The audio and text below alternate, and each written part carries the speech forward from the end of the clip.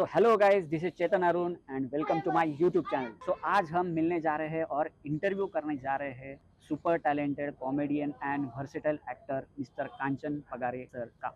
सो आज हमारे साथ है मिस्टर सुमुख तोरो जो सर का इंटरव्यू लेंगे। सो चलिए गाइस, लेट्स गो। दोस्तों हमारे साथ है आज mister super talented extremely fabulous actor mister Kanchan Pagare ji. Sir हमारे चैनल में आपका स्वागत है। Thank you so much. Thank you. आपने अपना इतना कीमती वक्त हमें दिया, ऑन सेट Thank पे you. हमें बुलाया, इसके लिए दिल से धन्यवाद है। प्लेजर। सो सबसे पहले कैसे हैं आप? मैं बहुत बढ़िया हूँ और आपके इलाके में शूट के लिए आया हूँ, तो बस। सर ऑलमोस्ट वेलकम है आपके हमारे इलाके में। मिसल खाई कि नहीं आपने आज? नहीं, मिसल तो नहीं खाया, अभी तक टेस्ट नहीं किया, थोड़ा रिस्ट्रिक्शंस है डाइट्स के वगैरह, पर खाऊंगा, एक दिन तो खाऊंगा मैं। सर बट मानना पड़ेगा आपने काफी मेंटेन किया है। जब से हमने वो 5 स्टार के ऐड से देखा है ना आपको, हाँ, बहुत मेंटेन किया है अब आपने। यही है, एक्टर के दो ही काम होते हैं, अपना काम करना और खुद को संभालना। जी जी दोनों बिल्कुल काम बिल्कुल चल रहे हैं, अच्छा लग रहा सर है। Basically you are an inspiration for actors like us. It's just a starting journey for me also and my friend also, so once again thank you। तो सबसे पहले सवाल मैं आपको ये करना चाहूंगा, आप बेसिकली हो कहाँ से, आपका गांव कौन सा है?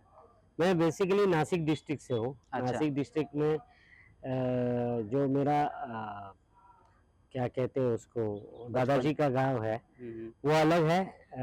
और मैं जहाँ पे पला बड़ा हूँ वो उस गांव का नाम है सटाना। अच्छा सटाना में मेरा ग्रेजुएशन तक पढ़ाई वगैरह हुआ है, तो अच्छा मैं वहाँ तक अभी तक की उम्र की आधी उम्र में वहाँ रहा हूँ। अच्छा। तो आपका बचपन कैसा था फिर सटाना में? बचपन क्वाइट नॉर्मल, जैसा आमतौर पे उस टाइम पे सबका होता था, मौज मस्ती, खेल कूद, पढ़ाई, ये सब, ये ऐसे ही नॉर्मल बचपन था। बट आप अगर इस तरीके से बात कर रहे हो कि मैं एक्टर बनने का सपना अपना, ऐसा कुछ भी नहीं था। जब तक मैं ग्रेजुएट ना हो जाऊँ तब तक ऐसा मेरे हाँ। दिमाग में कुछ नहीं था। बट स्कूल में तो इतना एक्टिविटी नहीं होता था उस टाइम पे, बट अच्छा। कॉलेज में 11वीं को जाते ही एक्टिविटीज का जो पिटारा था वो मेरे लिए खुल गया, and I was fully active in all kinds of different acts like dance, acting, एकांकिका, ये सब सब सब किया मैंने। तो बेसिकली आपका जो एक्टिंग का कीड़ा है वो कॉलेज के दिनों से चालू हुआ? हाँ हाँ, नहीं, मैं एक्टिंग का कीड़ा होगा, वो एक्टिव हुआ कॉलेज के दिनों से, अच्छा तब तक वो रहेगा कहीं सुप्तावस्था में। अच्छा। तो फिर आपको जो फिल्म इंडस्ट्री का सबसे पहला ब्रेक था, या फिर आपने सबसे पहला कैमरा कब फेस किया था? नहीं, उसकी एक कहानी है। जब मैंने जी। तय किया, तो हमने तय ये किया था कि गांव में हम दोस्त मिलके, तब नया नया सैटेलाइट का दौर शुरू हुआ था, एग्जैक्ट। सैटेलाइट चैनल्स का। अच्छा हमने सोचा कि हम भी एक न्यूज़ चैनल बनाते हैं, अच्छा और जिसका पूरा जिम्मा मुझे दिया गया। पर खैर मुझे इसकी टेक्निकलिटीज़ पता नहीं थी, तो एक पेपर में ऐड देखा था जिसको सीरियल के बारे में उसको बोलते हैं जी। कि सीरियल कैसे बनाते हैं। हाँ उसका हाँ। एक ट्रेनिंग कैंप था, तो उसका पैसा भी कम था, 305 रुपया छप के आया था, 10 दिन रह के खाना पीना सब था। तो मैंने उनको कॉल किया, तो उन्होंने बोला कि वो 305 गलती से हो गया है, वो 3105 है। हाँ, फिर 3105 सुन के मैं चुप बैठ गया, सारे दोस्त चुप बैठ गए, क्योंकि उस टाइम पे इतना पैसा किसी के पास नहीं था। जी जी जी। फिर जो सीनियर फ्रेंड्स थे काम करने वाले, उन्होंने 2-3 दिन देखा मायूसी में हमें, तो उन्होंने बोल दिया कि चल तू जा तैयारी कर, पैसे का फीस का हम देख लेंगे। तो इस तरह से फिर वो मैं वहाँ पहुँचा। आकाशानंद उनका नाम था, आकाश देशपांडे, जिनको हम आभा कहते हैं। अच्छा मराठी चैनल पे ज्ञानदीप नाम का एक बहुत बड़ा एक बहुत शो चला था काफी सालों तक, उसके वो प्रोड्यूसर, डायरेक्टर, राइटर थे। अगर मैं अगर गलत नहीं हूँ तो वो शायद डीडी सह्याद्री पे यस, आता था, डीडी राइट? सह्याद्री पे, करेक्ट करेक्ट। तब दूरदर्शन कहते थे, दूरदर्शन। सैटेलाइट आने के बाद में उसका सह्याद्री हो गया। अच्छा, वो दोपहर में शिफ्ट होता था डीडी नेशनल टू हाँ, डीडी शाम को सह्याद्री, राइट? दोपहर को, यस, रिपीट टेलीकास्ट में चलता था। तो अच्छा उसके जो राइटर डायरेक्टर थे उनके साथ मैंने ट्रेनिंग कैंप किया। बट उस ट्रेनिंग कैंप में जितने भी एक्टिंग के सेशंस थे, उनमें थ्रू आउट मैं फर्स्ट रहा। तो उन्होंने मुझे हिदायत दी, सलाह दी कि तुम मुंबई आके कमर्शियल एक्टिंग में कुछ प्रोफेशनली फोकस कर पूरा। सकते हो, कुछ ट्राई कर सकते हो। तो फिर उसके बाद भी मुझे 1-1.5 साल लगा मुंबई में आने में, और मुंबई में आया तो फिर नाटक पहले शुरू किया, कमर्शियल नाटक। अच्छा। वस्त्रारण में मुझे पहला ब्रेक मिला एज ए अरे क्या बात है रिप्लेसमेंट, सर, मचिंद्र कामली, मचिंद्र कामली। उनके साथ किया। उसके 250-300 शोज के बाद फिर दूसरा, फिर तीसरा, फिर मुंबई में आके 1 साल होने से पहले हाँ हाँ हाँ फिर मैंने अपनी कंपनी खोली, नाटक कंपनी। हाँ। अपना प्रोडक्शन भी खोला मैंने, क्या नाम है सर प्रोड्यूसर्स, प्रोडक्शन का? अभिनय प्रोडक्शन। अभी वो मेरे हाथ में नहीं, फिर प्रोड्यूसर आ गए तो प्रोड्यूसर के हाथ में गया वो सब। अच्छा पर मेरा शुरू में वो था कि मैंने अपना वो शुरू किया था, और इस बीच में सिर्फ नाटक से तो खाना पीना चल नहीं सकता। Exactly exactly. तो मैं मुंबई में आके मैं डोर टू डोर सेल्समैन का काम भी करता था। Okay. Door to door sales का काम करता था। हिंदुस्तान लीवर के सारे प्रोडक्ट थे, निहार हेयर ऑयल हो गया, आला हो गया, ये सारे प्रोडक्ट्स में अच्छा बेचा करता था। और फिर परफॉर्मेंस का काम होता है सेल्समैन, एग्जैक्टली सर। उसके लिए परफॉर्मर चाहिए तभी वो कुछ बेच सकता है। जी जी। तो उस हिसाब से फिर मैंने अपना काम, परफॉर्मर तो था ही मैं, पूरे दिन का काम आधे दिन में खत्म करके आधा दिन स्ट्रगल करता था। और फिर बट कहीं सर सॉरी हाँ। वो जो सेल्समैन का काम है वही से एक एक्चुअली कॉन्फिडेंस गेन होता है, अगर हाँ, मैं सही हो तो। Exactly, correct correct. फिर नाटक करते करते एक नाटक किया था मराठी, घडायचं होतं वेगळं, कमर्शियल ड्रामा था। अच्छा तो वहाँ एक डीडी सह्याद्री चैनल पे एक, जिनका शो था, वो नाटक को शूट करके दिखाते थे। तो उसके प्रोड्यूसर, राइटर, डायरेक्टर आए थे, तो उन्होंने मेरा काम देखा और मुझे ऑफर किया कि एक नाटक शूट करने वाले हैं महासागर, तो उसमें आप काम करोगे क्या? तो मैंने बोला ठीक है मैं करता हूँ। फिर मेरा 4-5 दिन का शूट हुआ, और उसी शूटिंग के दौरान मुझे पता चला कि मैं कैमरा एक्टिंग करने के लिए मुझे बहुत टेंस हुआ। मैं थिएटर में काफ़ी अच्छा था, बट हाँ कैमरा में वो एनर्जी और वो सब क्या है, हम अमूमन जिनको एक्टर बनना है उनको ये उनके दिमाग में फाइनल प्रोडक्ट दिखता है, जो हाँ। टीवी में आता है, फिल्म में आता है। एक्चुअली जब शूट हो रहा है तो अभी आप भी देखेंगे जी जी कि कितना रॉ माहौल है। एग्जैक्टली। तो मेरे दिमाग में वही था कि चकाचक होगा सब, वहां जाके देखा तो इतना रॉ था, शायद पता नहीं फिर मेरा कैसा साइकोलॉजिकली उसको मैं डिग्रेड हो गया। काम ठीक से हुआ नहीं, डायरेक्टर ने बोला कि कहाँ से उठा के लाते हैं, ये मैंने भी सुना है अपने लिए। बट खैर मेरा ऐसा है ना कि मैं अगर किसी ने मुझे नहीं आता ऐसा बोल दिया है तो मैं कोशिश करता हूँ कि वही चीज़ दुनिया में इतनी अच्छी तरीके से करूँ कि उस बंदे को पता चल जाए कि नहीं अभी इसके साथ काम करना चाहिए। और उसी दिन तय किया था कि अगर 10 साल के अंदर ये डायरेक्टर, सेम डायरेक्टर अगर मेरे पीछे डेट्स के लिए नहीं लगा तो फिर मुझे एक्टिंग मेरा की नाम फील्ड कांचन में, है। हाँ, मुझे एक्टिंग के फील्ड में रहने का कोई अधिकार नहीं। पर वो हुआ सब, उन्होंने डेट्स के लिए पीछे लगे, सब किया, उनके साथ फिल्म भी की। खैर वो मराठी फिल्म थी, अच्छा वो आई कहाँ चली गई पता नहीं, बट ये सब हुआ जो जो मैंने तय करके रखा था। बाद में बंदा क्या है, जब गांव से कोई आता है मुंबई जैसे जी। शहर में तो पहले से ही उसकी आंखें चमक जाती है जितनी चकाचौंध देखते हैं। एग्जैक्टली हाँ हाँ। तो खैर मैं फोकस था करियर में, तो ये सारी चीज़ों को मैंने बाकी तवज्जो, अभी भी मुझे 18 साल के आसपास हो गए होंगे मुंबई में। मुझे मुंबई का मतलब बहुत सी ऐसी जगह है जहाँ पर मुंबई में मैं कभी गया नहीं हूँ, मतलब मुझे पता ही नहीं है घूमे नहीं है कि मैं properly। इतना फोकस्ड हूँ कि मेरा घर और मेरा शूटिंग लोकेशन, इन दोनों के सिवा मेरा ज़्यादा घूमना भी नहीं होता। अच्छा तो मुझे पता भी नहीं है पूरी बम्बई, जहाँ जिस एरिया में मैं रहता हूँ वहाँ के रास्तों के नाम भी मुझे पता नहीं है। ओके। हाँ, मैं जहाँ चल के जाता हूँ जहाँ उतना मुझे पता है, बट उन रास्तों के नाम, गली के नाम, बिल्डिंग के नाम मुझे आज भी पता नहीं है। आपका काम ही इतना है तो हाँ, मैं घूमने का वो थोड़ा सा टेंशन शायद मैं ज़्यादा काम की तरफ मेरा रुझान है, फोकस है, तो मैं बाकी चीज़ों को थोड़ा ब्लर कर देता हूँ, तो So- वो है। इस दौरान फिर आपका फैमिली सपोर्ट कैसा है? नहीं, मेरा फैमिली का ऐसा था ना कि देखो यार, उस टाइम पे अगर कोई भी एक्टर बनने जा रहा हूँ जी। ऐसा अगर बोलेगा घर पे, तो घर वाले बोलेंगे कि क्या भीख मंगा बनेगा क्या? राइट। कि उस टाइम पे ऐसा था कि 10+2+3 होने के बाद में कुछ नौकरी धंधा करो भाई, उसके बाद में सेटल हो जाओ नौकरी धंधे में, साल 2 साल में, और फिर तुम शादी कर लो, बस होगी जिंदगी खत्म। ऐसा था। तो मेरे घर पे पता नहीं था कि मैं एक्टर बनने गया हूँ। मेरी सिस्टर यहाँ रहती थी मुंबई में, अच्छा तो मैंने उनको बोला कि 4 दिन उसके यहाँ जाके आता हूँ।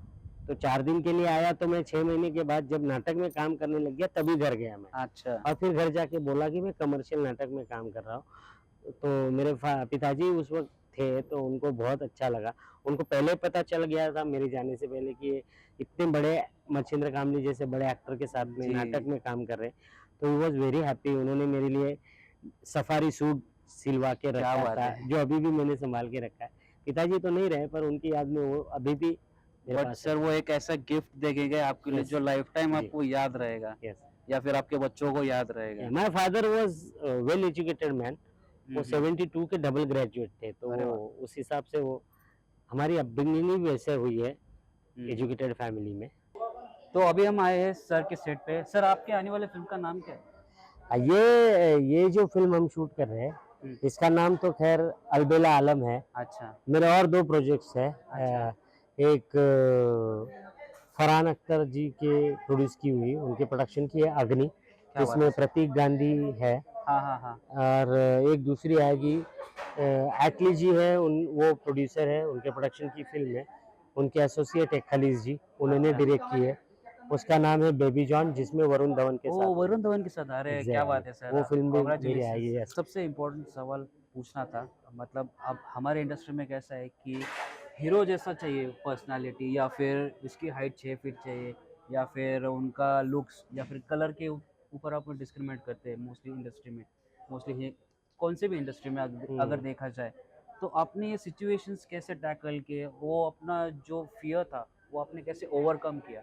देखो, रंग रूप कद ये देखने वाले लोग होते हैं, वो क्रिएटिव लोग नहीं होते, ऐसा जी। मेरा मानना है।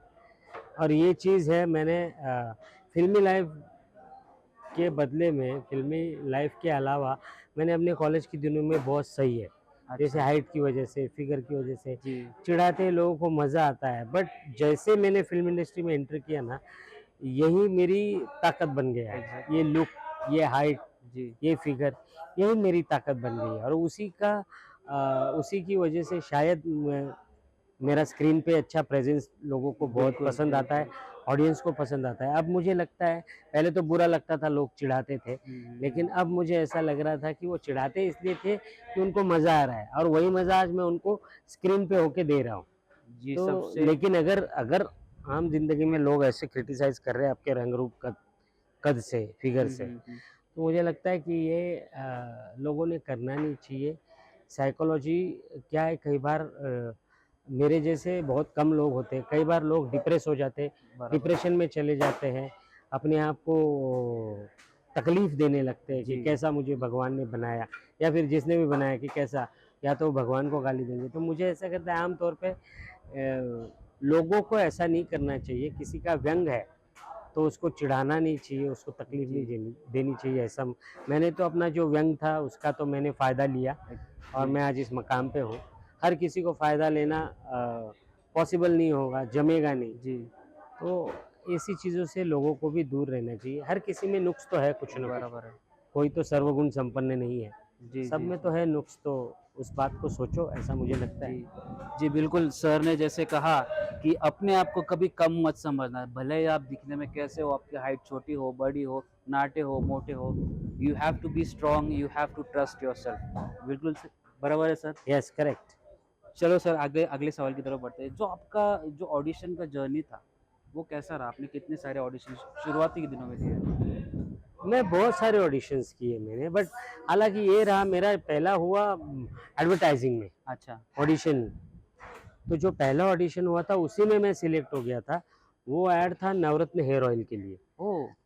तो वो शूट हुआ, तो शूट नहीं हुआ, मेरा ऑडिशन शूट हुआ, मैं फाइनल भी हो गया। बट पता नहीं कुछ वो क्लाइंट का और डायरेक्टर का कुछ क्रिएटिव डिस्प्यूट हो गया, तो पूरा ऐड वो स्क्रिप्ट पूरा स्क्रैप कर दिया।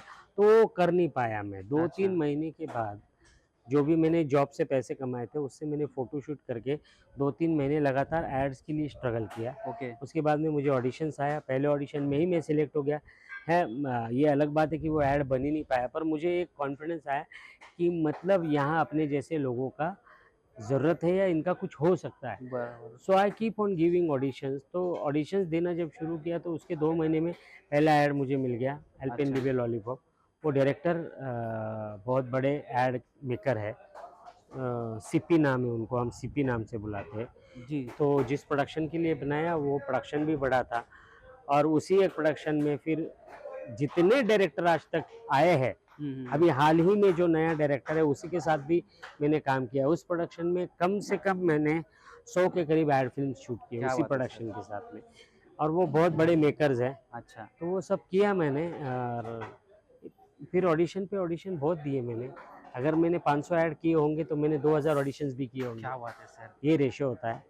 तो वो है, पर उससे एक बात हुई कि एक्टर ऑडिशन कर करके बहुत अच्छा पॉलिश होता है। जी अगर बराबर। ऑडिशन करके आपका कॉन्फिडेंस जा रहा है, जी इसका मतलब आपको बहुत कुछ सीखना है। जी मैं तो बिल्कुल। ऑडिशन करके ही बहुत कुछ सीख गया और शूटिंग करते गए। मैं तो फॉर्मल ट्रेनर तो हूँ नहीं, फॉर्मल ट्रेनिंग मैंने एक्टिंग की ली नहीं है। जी हाँ, बाकी जी टेक्निक्स की ली थी, पर वो अभी टेक्निक जिस जिस वक्त ली थी वो टेक्निक और आज की टेक्निक बहुत फ़र्क है, बहुत ज़मीन फर्क है। आसमान का जी फ़र्क बिल्कुल है। बिल्कुल यहाँ एवरीडे टेक्निक इज़ चेंजिंग, सब नई नई चीज़ें आ रही है रोज़, बराबर। तो वो सीखना बहुत ज़रूरी है। और सारे नए नए पुराने सब डायरेक्टर्स के साथ में मैं काम करता हूँ, तो एक वो रहता है कि आज की पीढ़ी के लोगों के साथ में I am walking I am get alonging with them. तो मुझे जी लगता है बिल्कुल। कि ये होना बहुत ज़रूरी है। सपोज अभी जो नए नए डायरेक्टर्स आ रहे हैं और जो पहले के डायरेक्टर्स थे, उनमें क्या बात थी और आज के डायरेक्टर्स में नया क्या बात है? देखो, जब मैंने शुरुआत की थी तो डिजिटाइजेशन जो है वो बहुत सारा नहीं था। अभी बहुत सारा डिजिटल हो डिजिटाइजेशन हो गया है गया। और उसकी वजह से ये हुआ है कि बहुत फास्ट भी हो रहा है काम, जी बहुत ज़्यादा फास्ट हो रहा है। उस टाइम पे the makers were like lion, अच्छा। शेर की तरह थे, आराम से काम होता था, सब होता था। आज थोड़ा सबको जल्दी है, थोड़ा काम फास्ट हो रहा है। फास्ट हो रहा है क्योंकि इक्विपमेंट्स भी फास्ट हो गए, जी बिल्कुल। सारी चीज़ें फास्ट हो गई, तो काम का स्पीड है, बट क्रिएशन का स्पीड मेरे ख्याल से फास्ट होगा तो शायद वो क्रिएशन नहीं जी कहलाएगा। जी बिल्कुल। तो क्रिएटिविटी तो वैसे उसी जगह है, बस उसको नए आयाम छूने हैं, नई नई चीज़ें ढूंढनी है। और वैसे भी क्रिएशन हर जगह होने लगा है अभी, सोशल मीडिया पे यहाँ वहाँ भी होने लगा है। राइट। तो कई बार तो लोगों को वो पसंद आ जाता है, जो 70 mm का था वो अभी उनको 7 इंच में आने 7 लग इंच। गया है मोबाइल में। जी एवरीथिंग इज़ देयर, पूरी दुनिया अपने नज़दीक में है और पूरी दुनिया की फिल्में, पूरी दुनिया के एक्टर्स सब हमको हमारे हाथ में 6-7 इंच के हाथ में आ गए हैं मोबाइल के थ्रू। तो लोग बहुत सारी चीज़ें देख रहे हैं। अब चैलेंजिंग ये है क्रिएटिव लोगों के लिए कि उनको कुछ अलग नया करके दिखाना होगा, जी और जो बिल्कुल। अलग है, नया है, वही चल रहा है आज। तो वो एक सबसे बड़ा चैलेंजिंग बात है क्रिएटर्स के लिए, हम्म। क्रिएटिव्स के लिए। तो कई बार मेकिंग में होता है, कई बार स्टोरी अलग होती है, कई बार मेकिंग अलग होता है, कई बार प्रेजेंटेशन अलग होता है। तो हर कोई अपना आइडिया अलग अलग से लगा के इस चीज़ को मैच करने की कोशिश कर रहा है, पर फास्ट तो बहुत हो चुका है। जी। आपको एक ऐसा फॉर एग्जांपल खट्टा मीठा में आपका जो कॉमिक रोल था, तो कॉमिक रोल करते करते आप कहीं सीरियसली डायलॉग को बोल गए या डायरेक्टर ने बोला अरे यार तू कॉमिक कर रहा था, सीरियस क्यों हो गया? तो ऐसा कभी कुछ हुआ है सिचुएशन में? नहीं, ऐसा तो कभी हुआ नहीं है। ऐसा नहीं हुआ, पर उसके कंप्लीट अपोज़िट हुआ है कि मेरा मेरा बहुत सारा काम, मेरा अपीयरेंस बहुत कॉमिक लगता है लोगों को, तो मुझे बहुत सारे कॉमिक रोल्स ऑफ़र हुए। मैंने किए भी रोल्स। बट अभी एक मेरी फ़िल्म है अमेज़न प्राइम पर, गुठली लड्डू नाम की। गुठली लट्टू। हाँ, वो फ़िल्म देखिए। उस फ़िल्म में डायरेक्टर ने बुला के मुझे बोला था कि मेरे पास कॉमेडी करने के लिए कुछ नहीं है, तू सीरियस रोल करेगा तो मैं हम्म। दूँगा। तो मैंने बोला ठीक है sir, I will take it as a challenge. जी। मैं सीरियस कैरेक्टर करता हूँ। हम्म। बोले देखना। मैं बोला सर, मैं खुद बहुत बड़ा सीरियस आदमी हूँ। लोगों को लगता होगा सोशल मीडिया पे इधर-उधर, लोगों को हमेशा लगता है कि जो कॉमेडी करने वाला एक्टर होता है या वो हमेशा कॉमेडी ज़ोन में ही रहता है, ऐसा जी नहीं होता। कॉमेडी करने वाले लोग जितने सीरियस होते हैं, शायद जो सीरियस दिखाते हैं हम सीरियस है, उनसे ज़्यादा सीरियस होते हैं। तो ये सबको पता होना चाहिए कि वो हमेशा कॉमेडी मोड पे नहीं रहते। हाँ, वो चीज़ें ढूँढते रहते हैं और बहुत सीरियसली ढूँढते हैं और सीरियसली परफ़ॉर्म करते हैं, तभी आपको वो कॉमिक लगता है।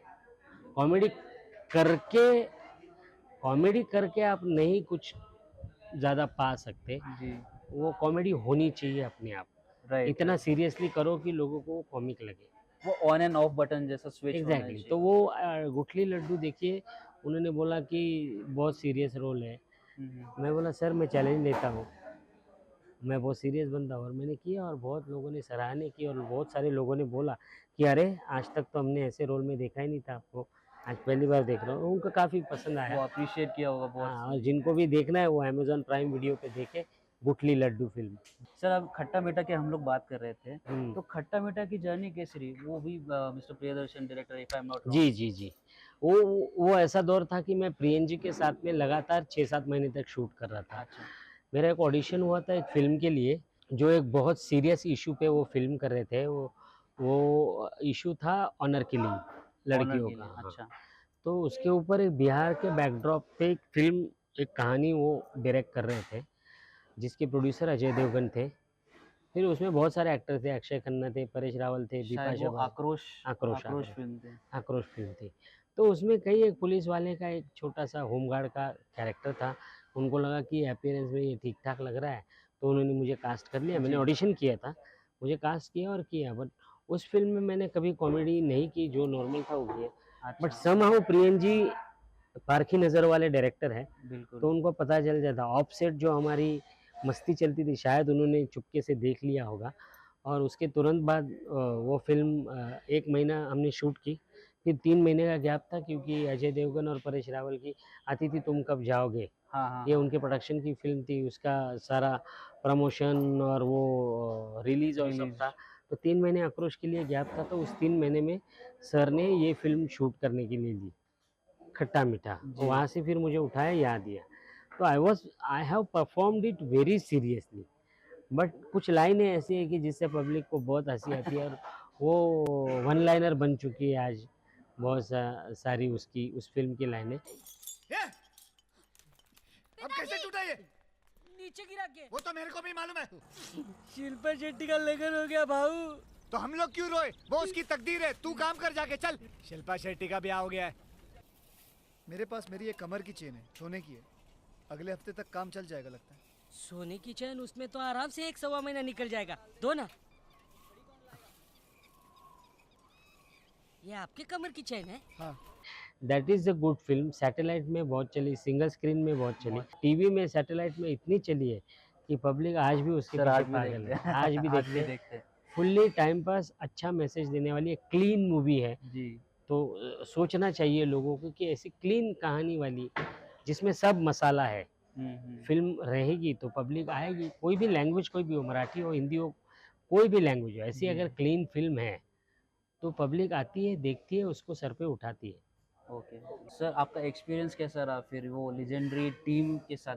अक्षय कुमार, प्रियदर्शन सर, जॉनी लीवर साहब, राजपाल यादव सर, मतलब बेस्ट जो सीखने लायक जिनसे है, तो कैसा रहा देखिए, आपका क्या होता है एक्सपीरियंस? ना कि आम तौर पर एक छोटे गाँव से आए हुए बंदे को इतने बड़े लोगों के साथ में काम करना एक बहुत बड़ी चैलेंजिंग बात है, जी, उनके बिल्कुल। सामने खड़े होके परफ़ॉर्म करना। बट चूँकि मैं थिएटर बैकग्राउंड से था, तो मुझे ख़ैर वो डर तो निकल गया था। मैं, और ज़्यादा ज़िम्मेदारी ये होती है कि ऐसी जगह पे अगर आप गलत काम गलत तरीके से करोगे, तो आप निकाले भी जाओगे। और पूरी इंडस्ट्री में क्या है ना कि तुरंत बातें फैल जाती है जी, आपके बारे। तो आपको, वो आपका क्या बोलते हैं उसको, परीक्षा होती है। ऐसे वक़्त ऐसी जगह पे आप कैसे काम करते हो? सही कर रहे हो, गलत, अगर आपने सही किया तो सही मैसेज जाता है इंडस्ट्री में। अगर आप चकाचौंध के पीछे जाकर, या उसको उससे आपकी आँखें और दिमाग अगर चौंक गया, तो हुँ, आप अपना काम ठीक तरह से नहीं कर पाओगे, या काम में फ़ोकस नहीं रखोगे। बराबर। तो वो बहुत बड़ा चैलेंज होता है कि ऐसी जगह आपको फ़ोकस रह के काम करना है। सो मुझे तो वो, पहले से थिएटर का हूँ, तो थोड़ा ज्ञान था उसका, तो मैंने कर लिया और फ़ोकस हो गया। आज भी करता हूँ मैं वो काम। चकाचौंध और ये सारी चीज़ें, ग्लैमर, ये सब एंड में आता है। पहले आता है परफ़ॉर्मेंस।